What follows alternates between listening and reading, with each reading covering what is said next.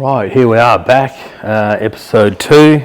It's only going to be a quick update on where we're at with the old Terraplane engine. It's been 2 weeks, I think. I thought I'd better do a quick follow-up video because it's creating a bit of interest, and I'd like to thank all the subs. It's like 600 subscribers I got from that one video, and I don't normally push that subject, so alright, that's enough of the talking. We'll show you some of the parts that got pulled out that weren't on the other episode. Right, now I'm actually wearing a microphone this time because we had a few complaints about not hearing us, and where I'm situated around the shed and the house is just flat land, and it's always windy, so there's a lot of wind noise, and my shed is very noisy, wind related as well. It is what it is. I'm trying my hardest. Right, so I don't think I showed these in the last episode. I think we broke 2 pistons. They were just that badly seized in the bores, they wouldn't come out, and when they did, they were broken. So that's obviously a heavy pitted one from all the water that sat in it over the time. We believe that oil ring is actually pinned. There's a pin to stop that oil ring spinning. I've still got to dig those out to clarify that as well. I'll just have a closer look at these rods. Got a nice bushing in there. I can't believe how still can't get over how skinny those rods are, but those bearings, they're either been remade at some point, or I was going to say low mileage car, but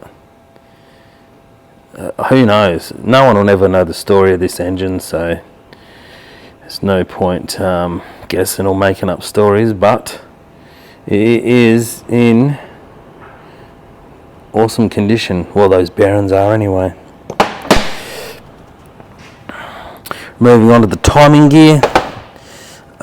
People suggested about casting aluminium ones and whatnot, but this one so far doesn't look like it has an issue, so I'm pretty sure we're going to rerun this one. Yeah, we'll just pop over to the valves. This Terraplane valve. Have a look at the back of that valve head compared to a newer, well, when I say newer, I still say a 50-year-old engine. That looks very LS-ish to me, that design of that 85 plus year old valve. Now that's a 3/8 stem, which is same as Chrysler, and when I say Chrysler I'm talking about 318s, slant 6s and Hemi 6s. The problem is the height.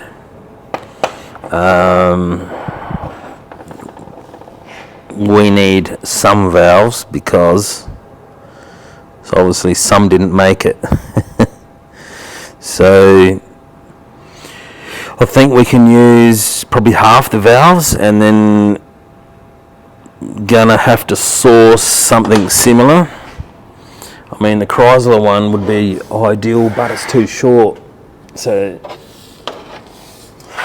obviously Terraplane valve, that's a 318. I'm pretty sure that's an exhaust. Yeah, that's an exhaust valve, and that's a slant 6 inlet valve, and even that one's shorter again. So we've got to source some valves. Me mate Pat, that basically owns this engine, is he's doing a fair bit of research. I mean, if we can get a valve that's 2 inches long, it doesn't matter. We can chop it and get the collet groove machined in it. And same with the head. If the head's larger, that doesn't really matter. We can just cut all that back to the right size. Now, moving on, I would almost say that is a spring dampener. That sleeve that's over the top. Pretty cool. Now, these lifters have their own, I don't know what you'd call it, a guide. It's almost like a lifter bucket, you know. Keeps the lifter square so it doesn't rotate. Obviously this outer section is pressed into the block, and this section here is obviously the bit that goes up and down. They're all semi-C's at the moment. We have a couple of broken ones. Even though that is broken, it still has one side, so I'm guessing that will work, but I think Pat's going to have a go at machining some up. And you notice a little flat spot there. I'll put this other one next to it, so you have two flat spots.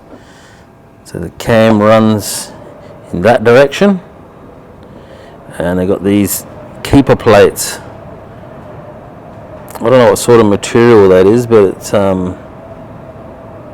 it feels really nice, eh? Well, that locks those two in the block so they don't rotate. So that all bolts in the block.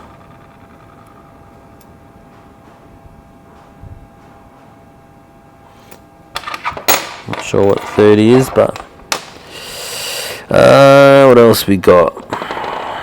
Valve collets. Obviously that goes on the top of the spring, like so. That just slots in to there, which is a really nice fit, by the way. Give me a hand out the road. Feeling a bit shaky today, probably because I haven't had lunch. Pretty awesome fit, not much slop in that. Right, better not lose that. Along with the very corroded valve, we have a somewhat corroded valve. If we were desperate, we could probably reuse that. This one here actually punched out the valve guide out of the block, so we could probably easily press that out, clean that up and reuse that guide. The valve's seen its day though.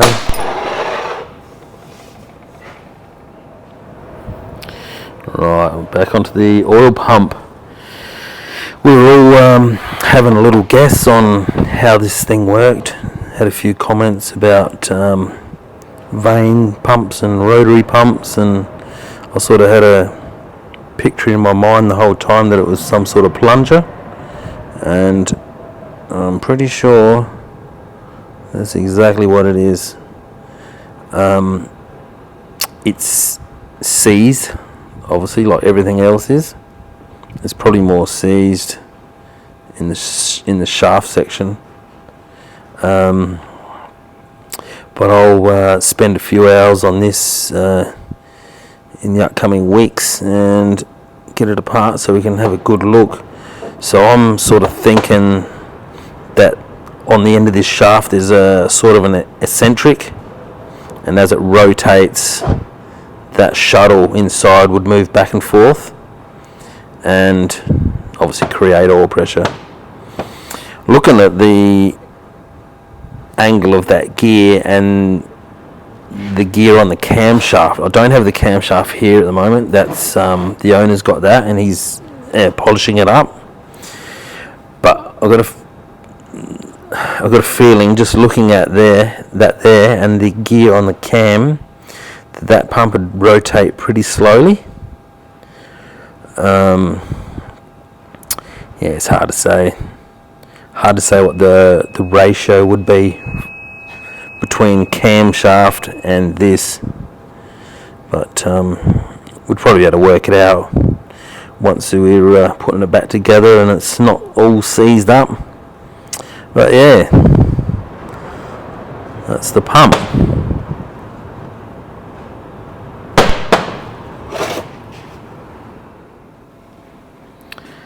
Alright, back to the block.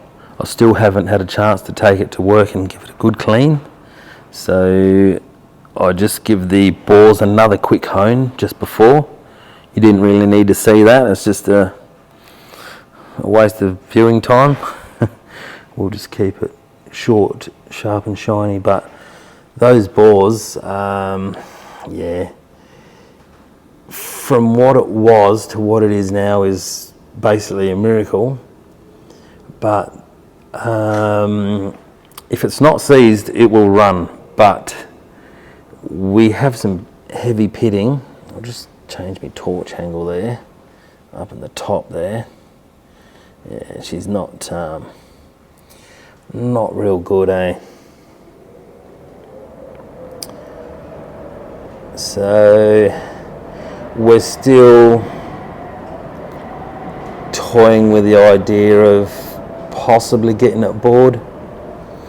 I mean, we could, it will run like that, but it's not a show car and it's not a Formula 1 car, so at the end of the day, if it runs, it'll be a bonus. Right, so back to the piston scenario. There is pistons in the States, but they're standard size, I believe, which will help us out with the broken ones we have, but it's pretty almost pointless with the condition of those bores.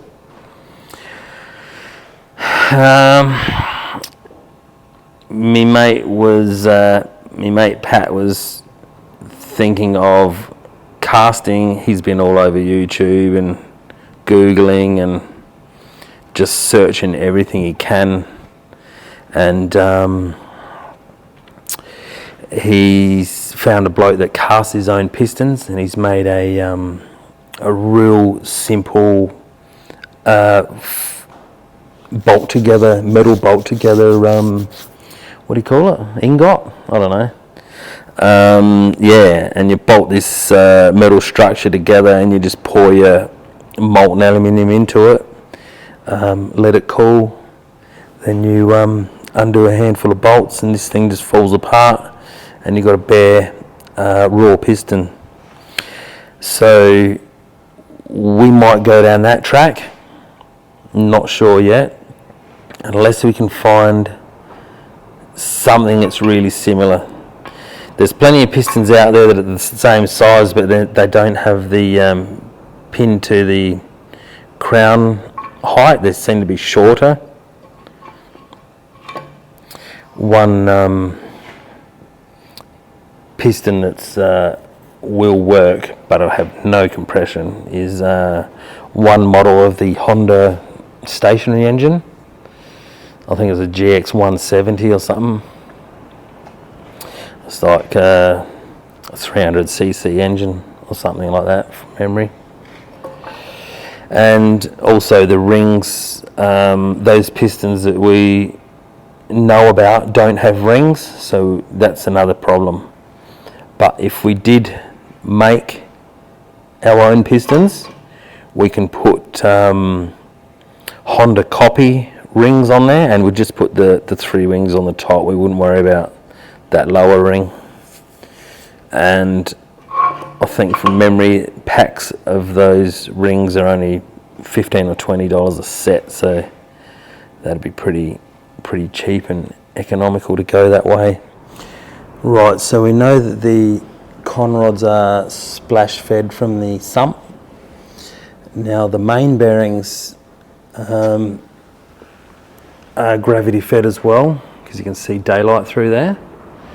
When we look up here in the side of the block, there's a big gutter and it's pretty deep. Like, I'm guessing that's over 1/2 inch deep, so it'll hold a lot of oil in there.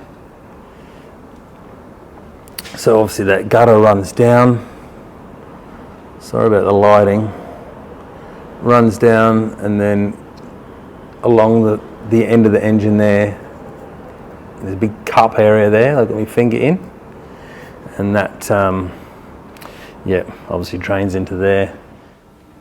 Right, same as that middle main bearing that has this half bit of a gutter here, runs, and then gravity feeds through there. Same on the other side, so that's fed from both sides. And that gutter's actually got a rise and fall to it, so the oil, it's not just flat, if you know what I mean. So the oil doesn't pool in the center.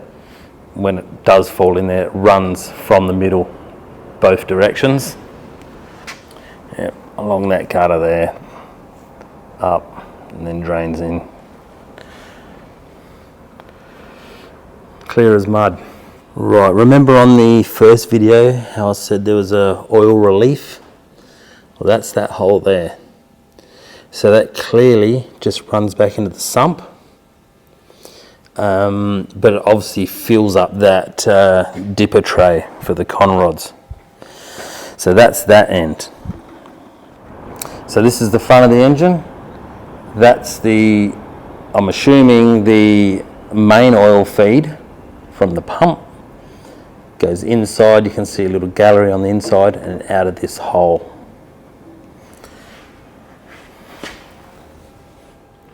Okay, so I have a little theory about this oil feed.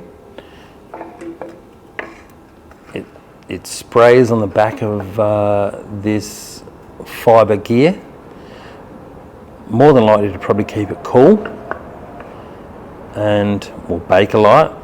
So it's spray onto the back of that. There's a little bit of a groove on the back of that gear that the front doesn't have.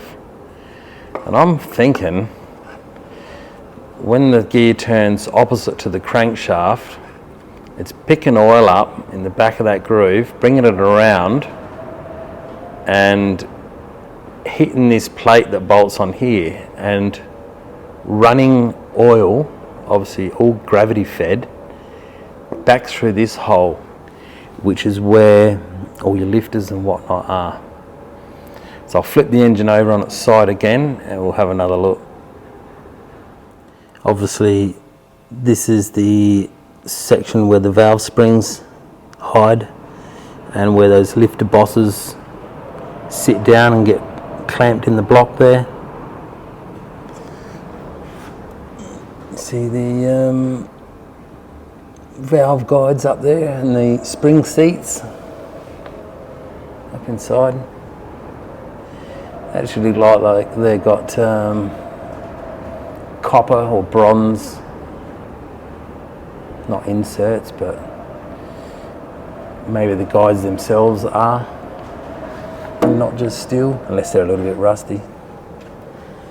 Still trying to work out how the camshaft is oil fed, because you can see here that little drilling there, they're tiny little plugs, and there, I'm assuming they've cross drilled through the block, through the outer section, through there. So we'll flip it over again and have a look on the inside of this section, see what we can see. Right, back under the underside now, and I can actually clarify that the cam bearings are splash fed as well.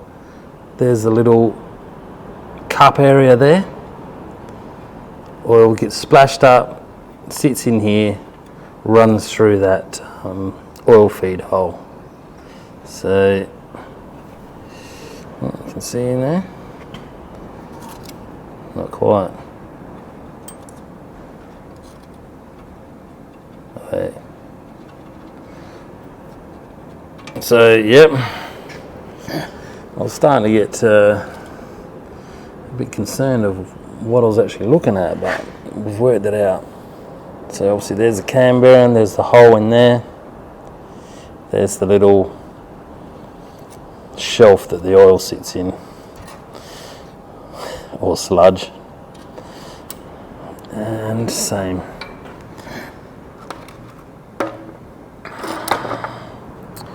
Same down this end, that big area in there.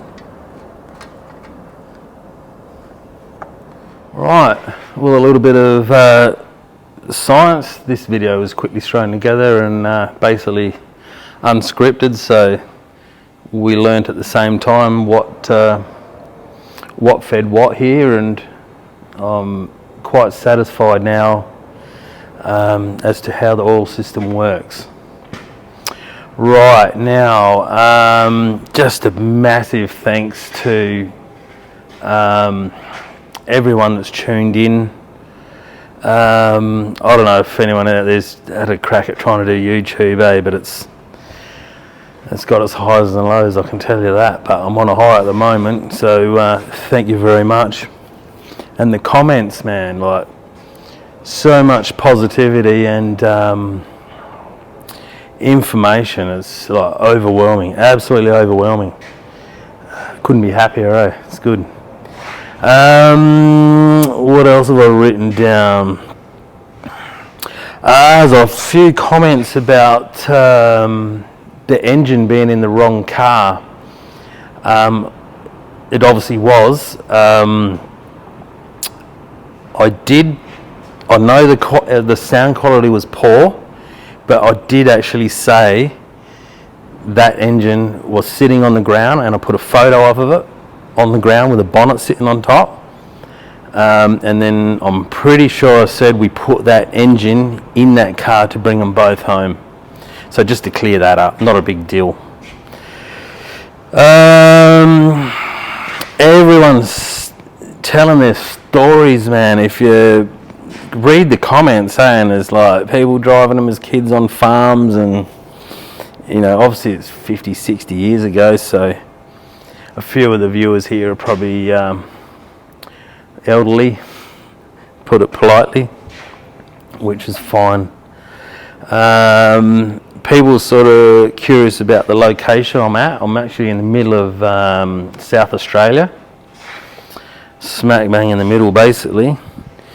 Just like to thank again for the subscribers, man, absolutely overwhelming.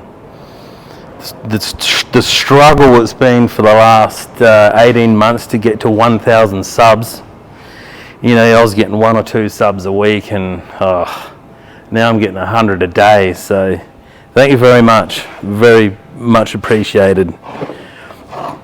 So that's pretty well about it. Obviously leave again in the comments. This microphone is probably going to be too loud now, so can't win either way, but as I said originally, this is going to be a pretty slow project. I wouldn't be surprised if it's not running within 12 months.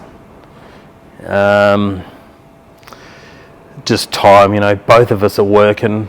My mate Pat, he works away, so time is a real struggle on this.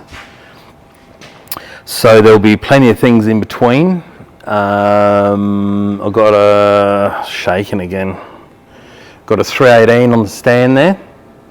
That's for my Dodge Phoenix that's behind there, so that'll be getting built very shortly. I just got to finish cleaning that block up. I've got all the parts for it. The heads are down there. I've got to finish. I started porting them, but got a little bit carried away. So now I've got to spend a bit more time on them.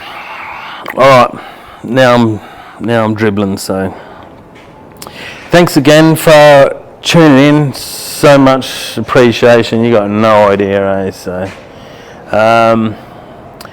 cheers, and look after your mates.